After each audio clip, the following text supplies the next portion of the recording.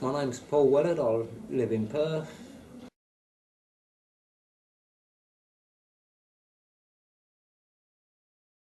Well, prison staff and care workers and that should, I think, really have a closer connection, because right now there's not really any system there for help that you actually think of, because some people like myself, which spent time in, if I was actually given a sheet of numbers on the way out saying, or if I saw someone from, like in my case, Cornerstone, before I actually come out, that said to me,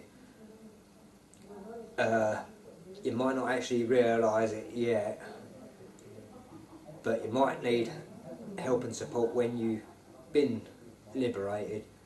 You find that you need help. Here's a list of numbers or a number you can contact to get that sort of help.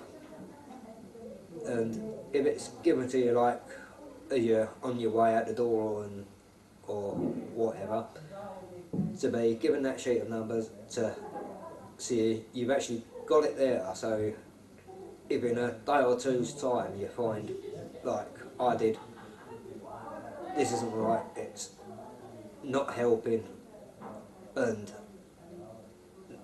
that is actually the point when I realised I could have done with those numbers. And if I was given a sheet with those sort of numbers on the way out, I would have called them then.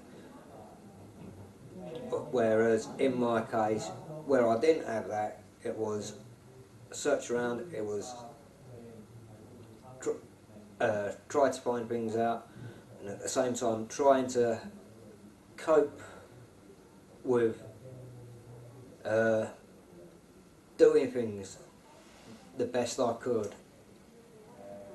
At times it was a struggle, and where it had become anxiety attacks with me, I was having to duck round corners in alleyways, and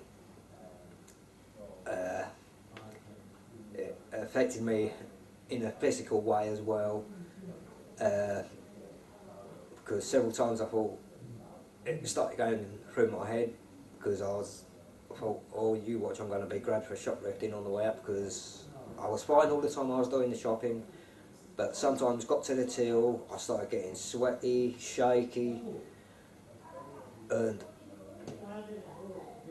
in the case of like me, it's, I'm going to get nabbed for shoplifting in a minute, they're going to think I've been up to something, where I was actually paying for everything that I had brought, because I don't believe in shoplifting.